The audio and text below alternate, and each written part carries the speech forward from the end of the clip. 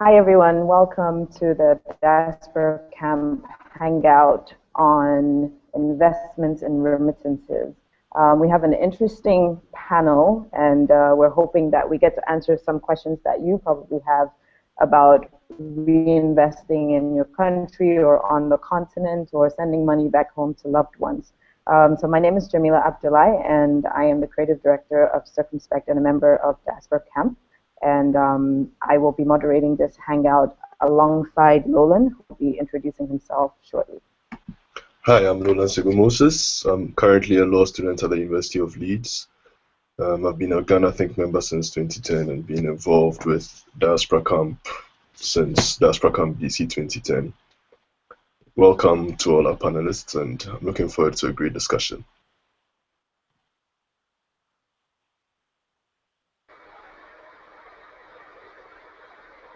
House. We have Cristobal, you want to take it? Sure. Hi, my name is Cristobal Galti, and I'm the founder of Diaspora Young Professionals, which is a group for Ghanaians returning to Ghana. And we've been partnering with Ghana Think since 2013 for our mentoring program. So I'm excited to be here.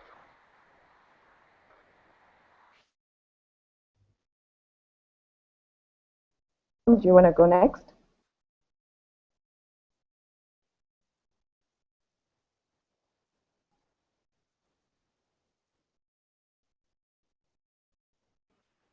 Yorm, can you hear me? Oh, yes. I'm sorry. I didn't realize I was going next. Hi, everyone. My name is Yorm. I'm an accounting and finance professional and currently work for a global banking bank here in Frankfurt. And I've been a member of Ghana Think Diaspora since 2011. And I'm looking forward to the discussion. My name is Letitia Brown. I work for an organization called Ghana Angel Investor Network. We primarily invest in very, very early stage companies in Ghana. And I'm not a member of the Ghana Think Network, but I would definitely like to be.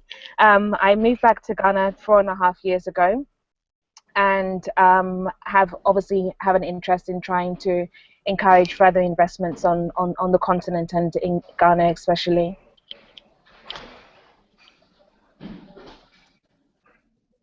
And Arnold just joined us, so he's going to introduce himself now.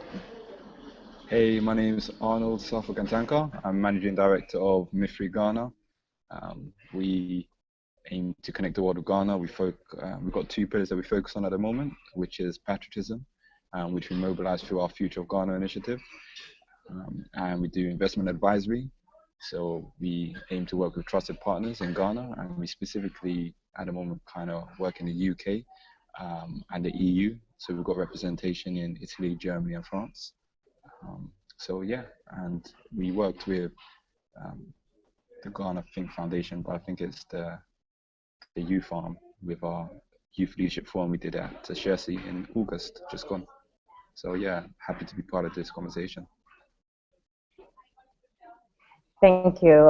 So as I said, we have a very interesting panelist, and I'm sure they're going to share a lot of interesting thoughts with all of you. So let's get right to it. First question, what are some of your personal experiences or some stories you've heard either from friends, family members, colleagues, money or remittances back home? Cristobal, would you like to go first? Sure. I guess it's one of those interesting conversations that just come up, in random, conversations during networking sessions or in school. I think for me, the first time I actually heard and understood the intensiveness of remittances coming home was when I was in grad school at Columbia University in New York. And I had a bunch of friends who lived in the Bronx. And so through that, we would go to Ghanaian restaurants there. And the conversation there was always, and I sent a barrel last week to Ghana, and I'm sending $20,000 tomorrow, shipping down this, doing that. Another point I realized, I was like, wow, this is actually a lot of money that is going down home. And a lot of it goes into funerals or investments. Some of it goes into people who are trying to build houses or help their families build houses. So part of why I think this is an interesting discussion is that it's difficult to quantify how much. I know there are numbers around it, but a lot of it is so informal that it's difficult to quantify how much. And since then, the conversations continue, and researchers are trying to really see how much of remittances are coming home. Good point. If you're going to take a guess on how much that would be, how much would you give it? I'm no economist, so I try to stay away from the numbers, but I would say it's definitely at least double more than what people would think. And we'd easily be sending, I'd say like hundreds of millions home. Because just by my informal network alone, the numbers I hear are pretty high. And then if you quantify the little Western Unions and the money transfers that come in literally every day, it's a lot of money. Okay, thank you. Question. I think to you, to kind of any experiences or stories you've heard, but specifically, how do you or your friends send remittances? Do you have some methods that have been generally effective? I think I would echo a lot of Christabel's sentiments in that a lot of it is done informally. While we have, the Western Unions of the world and the MoneyGrams of the world, people almost always will try to send money through friends, family. You'll see on Facebook, etc., who's going home all the time so that they can, people can send money to their friends and family. But from my perspective, I think the fact that a lot of it is happening informally and not being captured, again, to Christabel's point, by the world banks of the world, means that we're missing out on kind of the mass of it and the potential that these remittances can have on improving lives back home. From my personal experience, I typically transfer money through, because I work for a bank, and so I have easy access to the tools to be able to do that. So I typically transfer money through banks, but I will also always try to look for friends that are going home because the cost of doing that can be prohibitive sometimes. So. Okay, I think that's also a very, very valid point. And as hopefully as time goes on and we focus a bit more on actually recording and taking note of the statistics and research around this, we might be able to use it to improve the processes and make it easier for people to invest. I'm going to go on to Letitia and Angel Investors Network. And in your opinion, or from your experience dealing with people who are actually on the ground starting up businesses or investing in the country, is it just sending money to the family, for sending channeled into very specific sectors? Sorry, Jamini, you're going to have to repeat some of that. I didn't catch everything that you said. Okay. So I was asking, based off of your experience working with various startups and on the continent, and specifically in Ghana, do you see remittances or money flows being going to specific sectors of the economy, or is it simply people sending money to their families? Are they sending it back for specific purposes? Well, I think there's take it from two different approaches, really. In terms of the question that you asked about, people investing in startups, if I look at it from my perspective, in the sense that I'm trying to create a formal network that invests in startups, then I think that the interest from the diaspora we're still in very, very early stages. However, I think that for as long as I can remember, I've always had my family members, my mom, my aunties, etc., talking about, I'm sending money home for Rose because she's finished school and she wants to start sewing. I'm sending money to Kofi, he wants to buy a taxi, etc. So on an informal level, I think that our family aboard have always supported the start of new businesses and trying to provide people with opportunities to be able to provide for themselves and not be so dependent on these remittances. But if you look at it from a formal perspective, in terms of diasporas wanting to participate in a formal angel network, then I think that we still have a little bit of a way to go there. So for the most part, what Tisha is saying, it's mainly to send to family and friends, but those family and friends tend to be starting up businesses of some sort. Let's move to Arnold, who, if I remember correctly from your introduction, you said you recently had an event with Ashesi University, and you have an initiative called Future of GH. So as you're looking at the new wave, so to speak, of young Africans who have either lived abroad or who are based on the continent in the country, but who have a very globally minded approach to doing things. Do you think remittances are useful by our generation, or are they more other forms of investment that might be more interesting to young people? Yeah, that's quite interesting. And I don't want to generalize, but when we talk about remittances, I think, as you said, you need to think about who, well, look at the age bracket that we're looking at. What I have personally tended to see is that second generation, mainly between, I'll say, 18 to 30, there's a little bit of a disconnect. So I'm not sure, but I can talk from my personal experience. Um, Probably when I was in university, about 5 years ago, and I was going to a family friend's function, and my parents would say, "Oh, this is Uncle Kofi, and he used to look after you, he used to see you, etc., etc."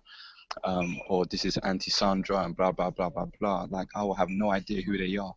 And then when they say, "Oh, we need to give money to this family, that family," there's a disconnect because I don't understand who they are and what impact they really had in my life. So when we talk about sending money back home, it's about finding what I tend to find for myself personally and those that I talk to is who are we sending money to and what for. What I've really seen more so is that the generation that I talked about, the 18 to 30, they're looking for how they can get involved in development. So looking for better return on investment, or if it's about social development, it's about how they can give their time and skills. It's not really about giving donations because it's about having that connection, that understanding, and being able to trust who you're sending the money to. Regarding what we did with the future of Ghana in Ghana, with which Ghana Think Foundation was a part of, and they took a mentoring session. The whole idea behind the future of Ghana is that we see the vision is that we see a first world self-sustaining Ghana. So what we're trying to do is work together with a collective of specifically young Ghanaians that are solution orientated, that want to grow and be a part of development. So we work with that generation, we work with organizations, and it's really people that are leading and that are doing things of substance and not just by titles. So what we did in Ghana was a leadership forum where young people, we did the first day was for schools, so young people in schools, and the next 2 days was for people between 18 to 30. And we had leaders of substance that were sharing their experiences, and we're talking about reframing the African narrative, reframing or thinking of solutions to problems. So everyone's complaining about the electricity situation, but okay, who's coming up with solutions? If you were president, what would you do? You know, everyone's talking about infrastructure problems, but that whole leadership forum, which we're doing annually now, is really about looking at solutions and coming with ideas, but then taking action with those ideas.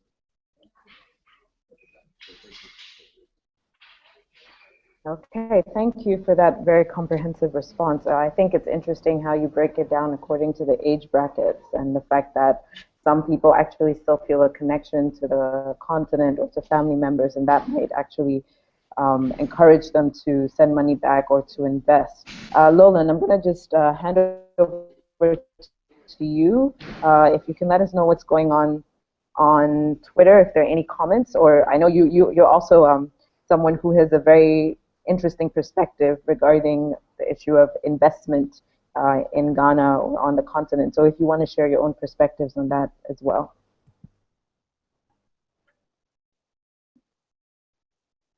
I think you're muted. Can you hear me now?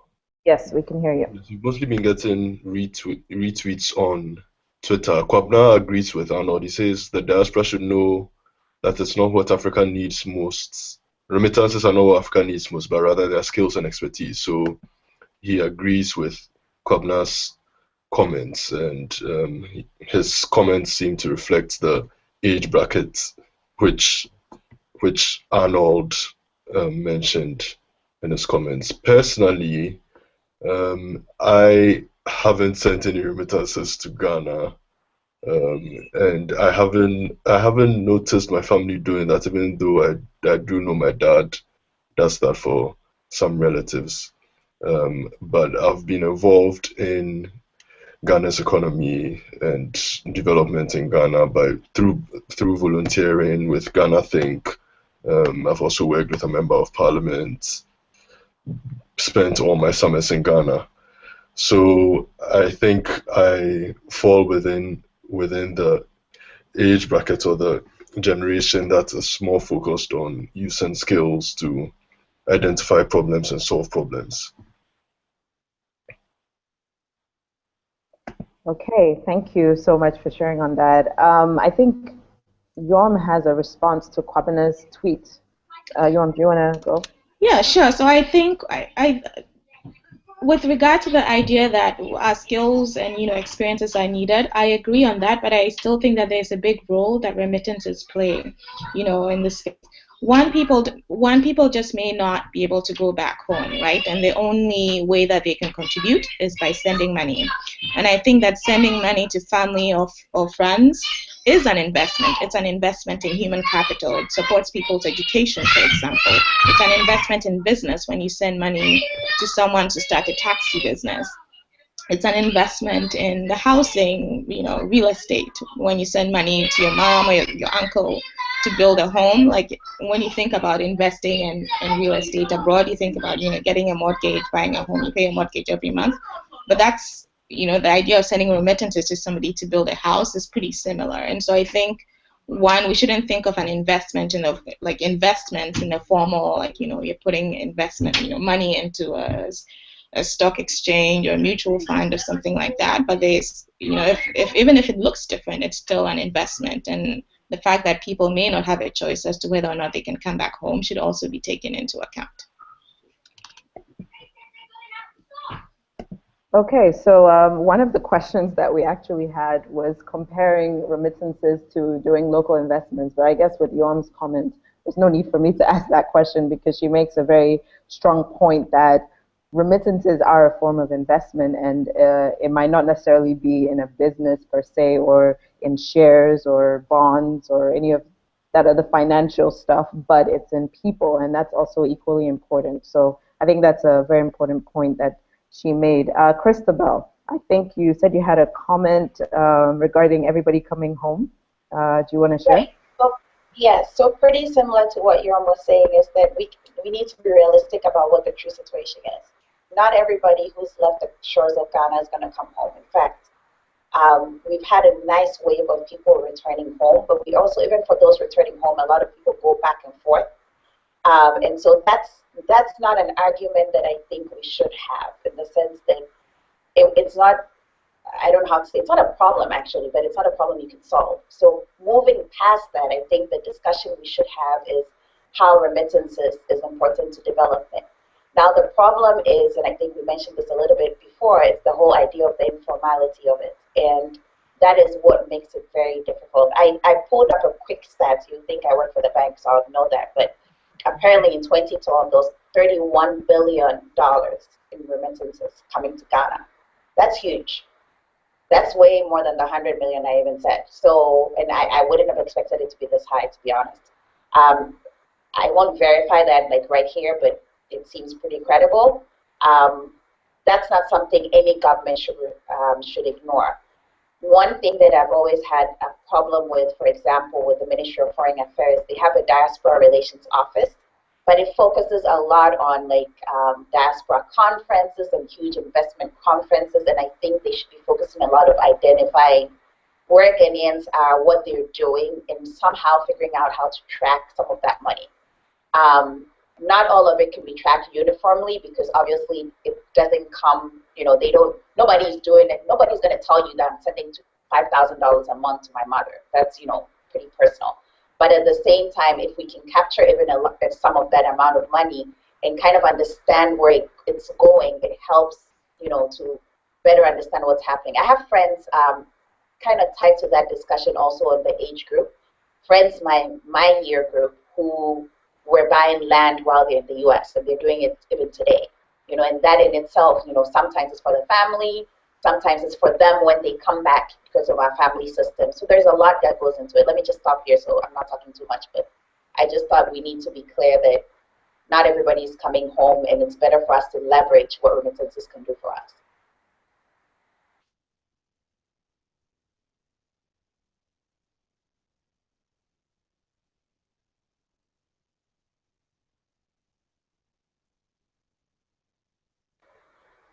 Did I lose folks? Are we there? I think Julia may be having some issues. Lola, are you there? I'm here, sorry. Yeah, I think Jamila may be having some issues, so I'll just pick up from where she left off. So, Christabel, in your experience, and this goes to the other panelists as well, what initiatives have you heard of that governments have introduced, apart from the Ghanaian government, other governments across Africa have introduced that you think may be helping to identify the sources of these remittances or to channel some of these remittances into businesses back home, or to track the flow of remittances better? Are there any initiatives you think are worthy of emulation? I think the whole discussion of creating an enabling environment helps in a lot of ways. If it's easy or simple to do it, it's more likely that you will. So for example, I know like some countries, a lot of countries have a barrier on how much money you can bring in. Some people relax that a little bit more, so that helps. I don't know all the laws that exist in that sense, but just making it easier for Ghanaians, for example, to bring money to Ghanaians. So the idea there is that you need to know who's bringing the money and why, and maybe make it more flexible. That would be an example. Okay. I've heard that concern being raised by people in the investment community. Letitia, I don't know whether you can speak some more to that. I know, for instance, there are some laws that limit the amounts that can be invested by foreign-based individuals in Ghanaian startups. Would you say that's a barrier? And what are groups like yours doing to engage the government and other authorities on regulations and laws like that? Yom, I don't know what your perspective is, given your banking background. Okay, if I start, so Yeah. I think you're referring to the fact that foreign investors have caps in certain sectors. So, for example, the oil sector has a specified amount that you need to invest over, for example, 500,000, Ghana cedis or $500,000 before you can enter into business within that space. And even right down to individual investors having to invest a minimum of 50,000 US dollars in a Ghanaian-owned business as a minimum. However, that's only for foreign investors. So if you're a Ghanaian national living abroad, those rules don't necessarily apply to you. Okay. However, what we are trying to do is for other people from other countries across Africa, is we're trying to engage GIPC to review these laws, because these laws were put in place not necessarily taking into consideration early stage investing and angel investing and people that may want to support the startups and the startup ecosystem. These laws were put into place to really protect Ghanaians in terms of local content. Yeah. So I think it's more of an oversight, to be honest, as opposed to a barrier that's really preventing, although it's acting as a barrier right now, it wasn't necessarily put in place to prevent in such activities. So there are going to be some discussions. We're actually in the process of trying to organize a policy seminar that should take place during Global Entrepreneurship Week, and it would actually raise this specific issue of how do we make Ghana a lot more friendly to international investors and Ghanaians that are abroad that want to support in the growth of the entrepreneurial ecosystem. Okay, thank you, Letitia. Yom, do you have any comments on that?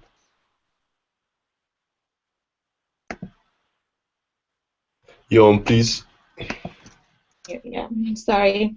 So I don't know much from a legal regulatory perspective on what investments are like, but from if we take the idea that a remittance is an investment, then I think that the central government, central banks should allow involved in the money transfer. As far as I know, there are two main money transfer operators that basically monopolize the markets, right? And they're only allowed to work with certain banks in certain countries. So from that perspective, if the central government, if the central banks can allow more banks, smaller financial institutions to partake, in that chain, then it would become cheaper for people to send money, and we can do more of that. Because again, I think what ends up happening with the informal process is because it's so expensive, because it's monopolized by these big companies. And so if from a regulatory perspective, if the central bank can look into including more financial institutions in that process, I think it would be helpful for being able to capture more of the remittances through the formal sector as well. Yeah, sorry guys, I was kicked off for a while and Lolan stepped in. I just wanted to make one comment with regards to comparing remittances to foreign direct investment. According to, I think it was the World Bank, I don't remember what year, but remittances tend to be at least 2 times foreign direct investment. So that kind of gives you a sense of, just how involved Ghanaians, Senegalese, Ivorians who are abroad are in their countries, and even if it's more of a communal interest, they still do care what's happening and do send money, which helps the economy. I think I agree with most of what the panelists have said about formalizing the process. And I don't remember who mentioned, I think it was Christabel who was talking about the Diaspora committee that really doesn't do anything. I agree with you 100% because it's not possible to not have a Ghana Diaspora office, for instance, in Washington, D.C. I do not understand how that is the case. Why there isn't a desk at the Ghanaian embassy, for instance, because these guys tend to, the government passes laws in Washington, D.C., and if you are, as an African representative or as an embassy that's representing the interests of your country, you don't have a desk that tracks that and follows that. For instance, with the AGOA Act, which the U.S. uses as an instrument to invest in agriculture in African countries. If you do not know what's going on that front, how are you going to know how to market?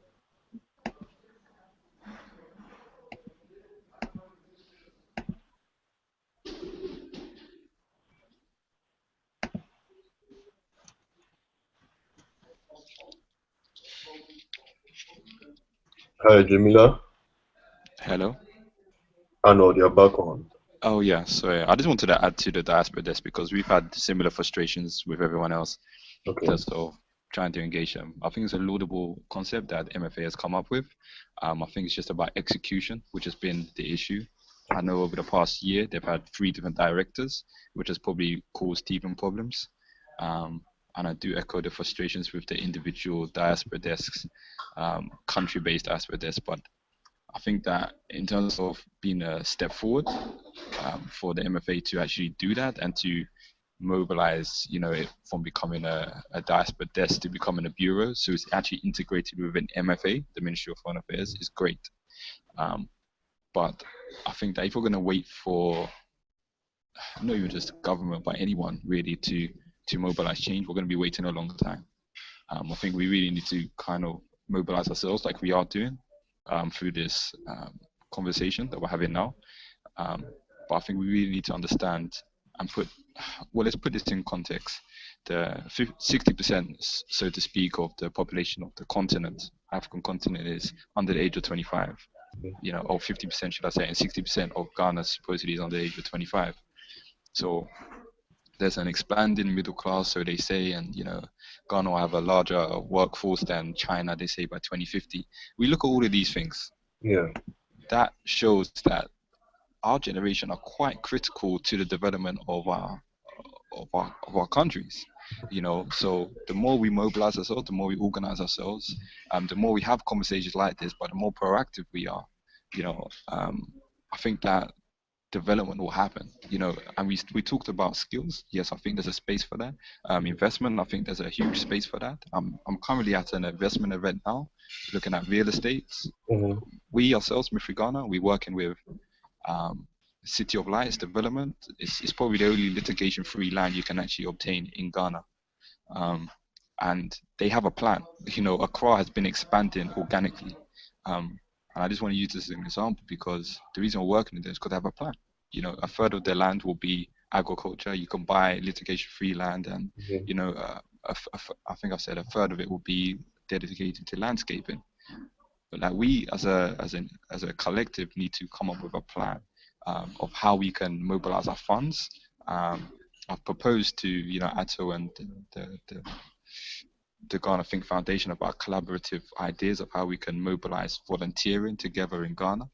But I think that we should look at the problems, but also look at solutions and not just talk about them and really be more proactive with them. The diaspora desk, like they will frustrate us for years to come, but we need to move past that and really try and organize ourselves, because the power is really, I really strongly feel the power is with the youth. It's really with the youth. And I don't think we should stop thinking small scale, start thinking large scale. Why can't we have our own petrol stations, our own banks? If we all gave, I don't know, £10 a month, do you know how much that would be? I think it's 2010 that remittances towards Africa was like 51 billion, and then foreign aid was like 40 billion or something like that. And that's the formal remittances that we're looking at. That's not even the ones that actually pay this £100, put it in your book when you're going to Ghana. That's not recorded. So the first generation, really and truly, and I don't like to say this, but first generation, they're very organized and mobilizing themselves and sending remittances. Our generation, I think someone on this panel said they haven't sent remittances. I don't send remittances. When I go to Ghana, then I might hand out a bit, or give a bit, should I say. Mm-hmm. But if we're not giving remittances, that means we have disposable income that we would like to use for development, or we have skills that we like to use for development, but how are we harnessing them? I think, that should be where we should kind of try and, by the end of this call, kind of, come up with an action plan of how we can do that more effectively. Yeah, that's a great point, Arnold. And you mentioned the number of initiatives that you are involved in and avenues through which you are invested in Ghana. How did you get involved with them? How did you find out the information you needed while you were in the UK? Yeah. And how did you go about contacting people? And this question goes to the rest of the panelists too. How have you invested? What instruments have you used to invest back home when you're abroad, or while you're abroad? Personally, it's graft. If you look at our media platforms, a lot of them are complaining. So if you really want to know what's going on, you've got to engage yourself with the different organizations, associations. If you're going to Ghana, go there, and don't just go there, I would say, with your eyes wide open, or eyes wide closed, should I say. There's a reason why when you enter the airport and someone's trying to take your luggage, because they're hustling. they want to take that one city because that will change their life. There's a reason why some police officers will take your 5 cities or 2 cities, but they're the ones that are still going to be protecting you. But so we got to, I think, walk when we go to Ghana or when we're living in Ghana, just walk around with our eyes wide open and see where there are opportunities and understand what's going on the ground. And that's what we've done. The development that I was talking about, the City of Lights, I heard about it through someone actually in Ghana 4 years ago. and they said, oh, this some company just come to do some big project here. But the difference between them and I guess myself was that I did research, and and followed up on that. And I think us as a collective, we need to be proactive. There's a lot of, whilst everyone is talking about the city depreciating and everyone's talking about the doomsor, which Nigeria to an extent has been suffering for a while, um, as harshly as Ghana is at the moment. There's so many opportunities, but we need to be quite innovative and position ourselves in a way that we can capitalize for the good of Ghana or the continent.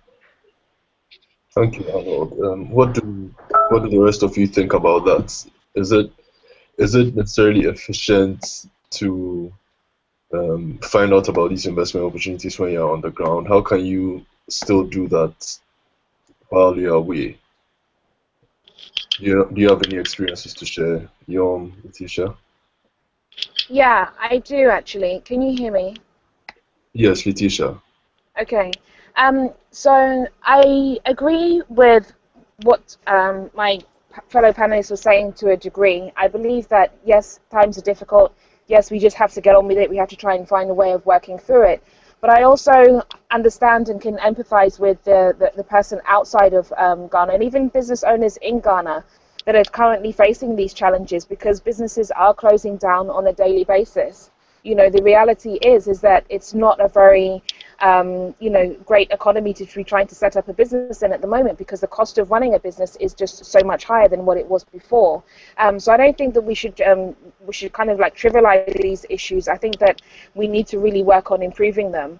And then I just also wanted to add that I think in terms of access to information is a major barrier for most diaspora and international investors.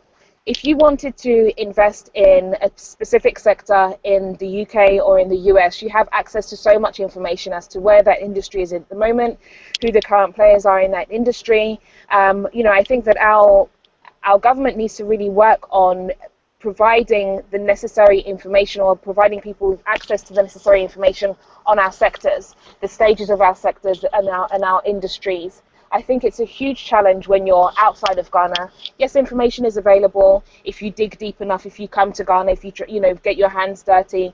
But it can also be quite off-putting and quite daunting for the average person that probably wants to get involved in something and doesn't necessarily have that time to spend weeks and months here researching opportunities. We need to have access to information. We need to know what sectors are viable. We need to know how well our sectors and industries are doing. We need to know, we need to even having basic information on which companies are operating in certain sectors. And without that information, we're not going to be able to move forward in terms of increasing the amount of investors, angel investors, experienced investors that actually want to put money into businesses in Ghana.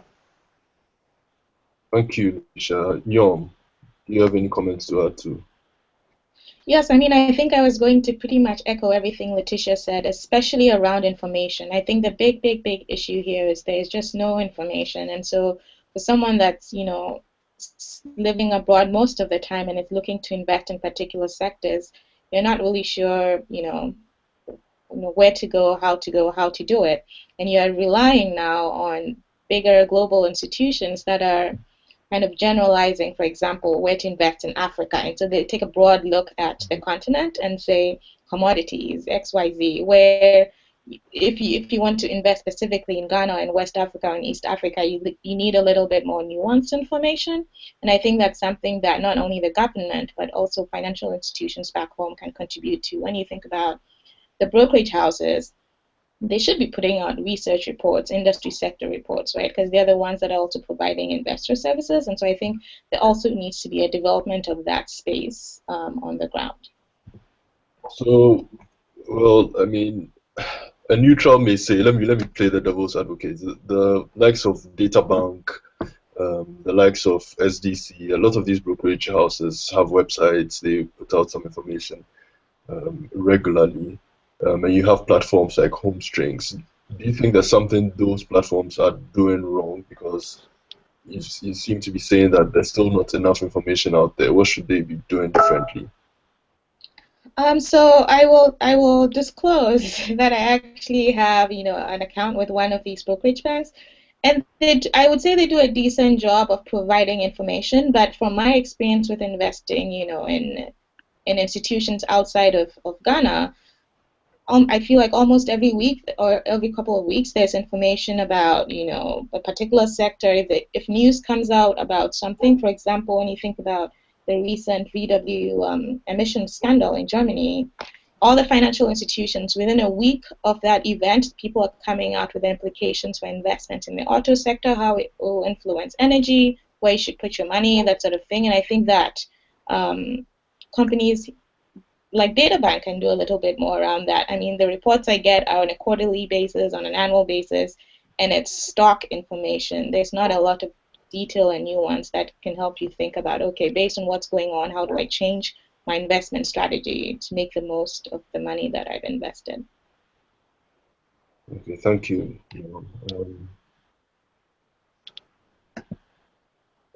Hold on a second. Jamila, did you want to come back on? Hello, can you hear me? Yeah, I can hear you now. Yeah. Okay, great. Hi guys. Sorry, I'm in Ghana and my Wi-Fi isn't the best. Okay, but I think the discussion has been very good. We are running out of time, so I don't know if there are any specific. I think there were a few questions on social media. We do want to get those in, so I'm just going to put them forth, and maybe one or two of you can answer each of them, and then from then on we can do a quick wrap up. So maybe like home strength support development in Ghana. Anyone want to take that question? I didn't hear you clearly. I heard. Did you say something about home strength? Yes. How can diaspora investment platforms, and she uses Home Strings as an example, how can they support investment in Ghana based off of some of the challenges that you've mentioned? I think a couple of ways really. Access to information, I think, is a major one. I recently participated in actually hosted a discussion, an angel investor dialogue in London in collaboration with the Ghanaian embassy, and I was quite surprised at how little people actually knew about the opportunities that are happening and how much our entrepreneurial ecosystem had developed, and some of the innovations that the younger generation of entrepreneurs were coming up with. So I think that as long as we keep putting information out there, as long as we keep providing people with the necessary information for them to be able to make informed decisions, then we're definitely on the right track to getting more engagement from the diaspora. I think another way in which Home Strings are able to support development here in Ghana is by really encouraging diasporans to, I guess, when any ecosystem is developing, the first few investments in very early stage businesses and startups and so forth are probably not going to be the strongest investment opportunities. But I think that coming together as a collective within an organization like Home Strings and just pledging that support, that okay, we're willing to stick with this until we can see the necessary development, we're willing to stick with this until we get to to a level where we're seeing far more interesting investment opportunities. I think Home Strings and other organizations can play a role in bringing about that sense of community and sense of responsibility within the diaspora. Thank you, Letitia. I think that's a great way to segue into the next question, which comes from the Beam crew. And they want to know, which sector should people be investing in? Is it education, infrastructure, agriculture, or should they focus on startups and family businesses? Christabel, I'm going to ask you if you have any thoughts on that. Sure. My answer will be all of the above, and then I will go into specifics. I have a personal bias in education. I think part of our problems in Ghana, I personally, the foundation of our problems in Ghana, we may have many schools, but we have very low quality in our education systems, and that's part of the problem that we have as a country, because that ultimately is where it all starts, right? And educated population means that we're going to have less access of information, all these other negatives that we've been discussing, having a diaspora office that is dysfunctional, all of that comes down to having a citizenry that is not, highly educated. And I'm not talking about just school knowledge. So I have a big bias for that. I do think, though, that agriculture is the next best thing that is going to happen to us in this continent if we do take it seriously. And so that is also another area, but not just agriculture as in farming, also processing, looking at the entire value chain and giving money to that would be great. Opening small businesses, small and medium enterprises is always a good thing. But I am a little bit more cautious about, the whole kind of new wave of entrepreneurship. And I think that a little bit more than just looking at people open their own businesses, we should look at people supporting existing businesses. Because if there's too many people selling bread, just to give it as a simple analogy, more than likely everybody's going to make very little money. And if we come together as a collective, then we're going to be able to be more effective. Okay, thank you so much. I think we didn't talk too much about, well, we talked about starting up, but we didn't delve too much into entrepreneurship. And I agree with you about the new wave of entrepreneurship and should everyone own a business? That really is the question. I think that's a bit extreme, though. Letitia, Sorry, okay, Letitia spoke. Yorm, do you have any? I think Letitia wanted to respond to Christabel's comment. Letitia, can you give me 1 second? Okay, please go ahead. I'm sorry, I was just saying that I don't think that we should look at it in that extreme, in the sense that everybody now needs to become an entrepreneur. Hello? Can you hear me? Letitia, we can hear you. Go ahead. Yeah. Yeah, I was saying that I don't think we need to look at it at that extreme, in the sense that everybody now needs to become an entrepreneur. But I think it's about recognizing the fact that, there are a generation of entrepreneurs emerging that really want to, change and have an impact on the development of our economy. And they need support. They need support in terms of financial support. They need support in terms of capacity, tools, skills, etc. But I was just trying to make a point that I think that the diaspora can play a key role in that. I don't think it's really about everybody now jumping on the entrepreneurship bandwagon and all of this kind of like Me Too, copycat type of businesses, but there are real business opportunities on the ground right now. And I would like to see the diaspora far more engaged in investing in some of those opportunities.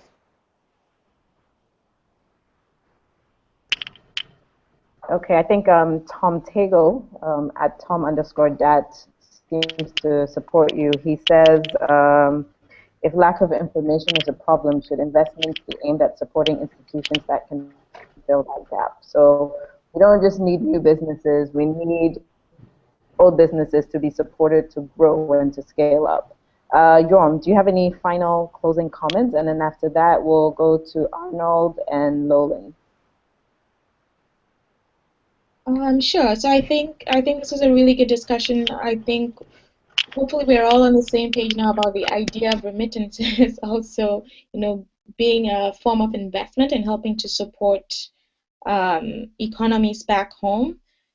I also like the point that we discussed around the fact that not everybody can make it back home and that people contribute in the best way that they can. And so whether it's through investments through institutions or whether it's sending money back home, that there are different ways through which the diaspora can support economies back home.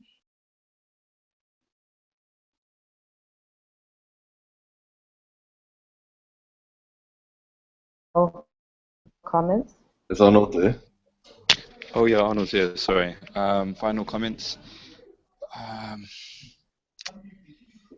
Yeah, I don't know. I think we should conclude with an action. Yeah, I'm just really excited to be amongst this amazing panel. I think we're all doing great things. I would like more integration between us all. Yeah, and I just like to put out our platform there, Mifri Ghana. I believe on Monday we're launching our search for the top 30 under 30 young people globally around the world. We talked about agriculture. There's a young man called Aloysius, founder of Farmerland, based in Ghana, doing amazing things, supporting I think 200,000 local small-scale farmers. Um, there's even a girl called Lorraine who just launched. It's basically X Factor of Ghana for youth, UGCY, Africa. I think she's going to take it to Nigeria as well. And the reason I'm saying this is it's not just to inform you about what we're doing, but also to share that there's an energy about our generation that I think that if harnessed, I think the story about Ghana and Africa would just blow a lot of other countries out of the water. So I just encourage us all just to collectively stay connected and to move forward. Thank you. That's a very inspirational note to wrap this up on. Lolan, do you have any final comments? Not just as a co-moderator, but as someone who's invested in the continent as well.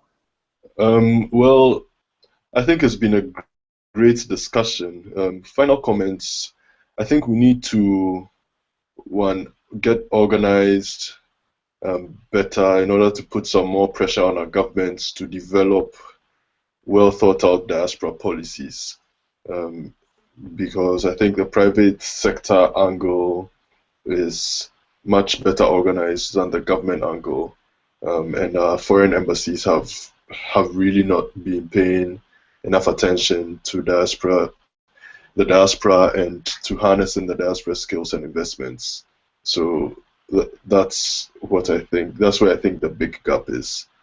But generally, great discussion, great insights from everyone, and thank you for giving us a few minutes of your time this Saturday.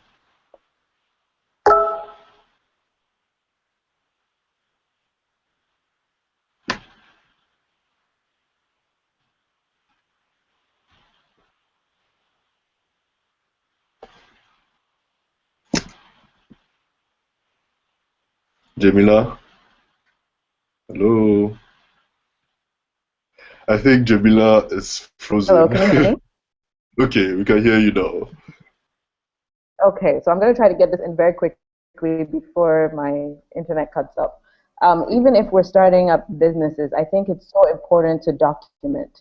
And not just document, but document and share the lessons. I don't think we're doing that yet because a lot of startups or even entrepreneurs feel that, I have to protect my idea because otherwise someone's going to run with it. But we don't grow if we don't share our knowledge. So really it's a call to do that and also to pull on each other's strengths, because people in the diaspora get to see things at a way advanced level and we get to see the issues on the ground. So if we're sharing across borders, not just on the continent, but also with the diaspora, I think it's gonna help a lot. And with that, I'm gonna wrap this up. Thanks to everybody for joining the Hangout, for everyone for sticking through the technical difficulties.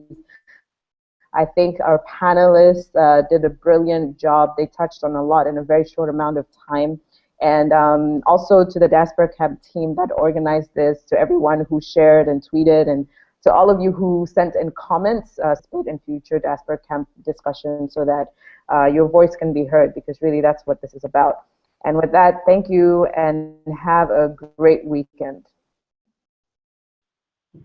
Thank you. Thank you. Thank you.